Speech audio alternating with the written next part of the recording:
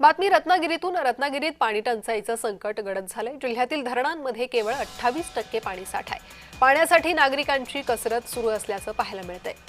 इकडे पावसाने आगमन केलं असलं तरीही पाण्याचा हा विषय अजूनही गंभीर आहे। पाणी टंचाईचं संकट गडद आहे।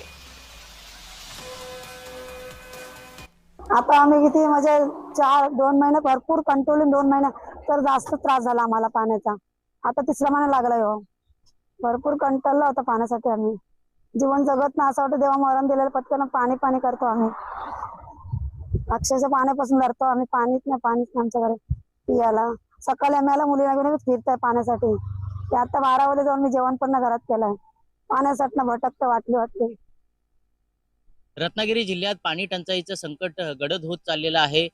जिल्ह्यातील जी धरणं आहेत त्यामध्ये सध्या केवळ फक्त 28% इतकाच पाणीसाठा शिल्लक आहे। आता आपण चिपळूण मधलं जे कापसाळचं धरण आहे तिथे आपण उभे आहोत। आपण माझ्या पाठीमागे बघू शकता की कापसाळ मधलं जे धरण आहे त्याची पातळी ही खूप घटत चाललेली आहे। एकंदरीत आपण रत्नागिरी जिल्ह्यामधील धरणांचा जर आपण पाहणी केली तर लक्षात येतं की 28% इतकाच पाणीसाठा आता शिल्लक आहे। मान्सून खरं तर तळ कोकणामध्ये दाखल झालेला आहे, मात्र अद्याप म्हणावा तसा सक्रिय झालेला नाही। त्यामुळे जिल्ह्यात पुन्हा एकदा पाणी टंचाईची भीषणता जाणवत आहे।